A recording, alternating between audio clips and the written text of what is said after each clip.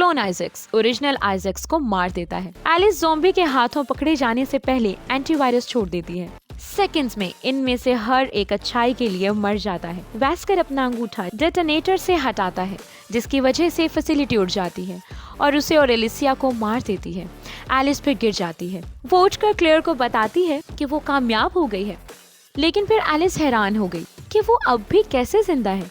Red queen का एक और प्रोजेक्शन एलिस को बताता है कि एंटीवायरस ने उसके जिस्म में टी वायरस सेल्स को तबाह कर दिया है, लेकिन उसके हेल्दी सेल्स ने उसे जिंदा रखा। एलिस पूछती है कि रेड क्वीन ने उसे ये बात पहले क्यों नहीं बताई, जिस पर रेड क्वीन बताती है कि वो जानना चाहती थी कि क्या एलिस बाकी इंसानियत के लिए खुद को कुर्बान करने के लिए तैयार होगी। वो एलिस को दिखाती है कि एलिसिया के मरने से पहले उसने एलिस को देने के लिए अपनी यादें अपलोड की थी, ताकि एलिस को वो जिंदगी याद हो जो एलिसिया को अब तक थी, और वो औरत है जो एलिसिया कभी नहीं हो सकती थी।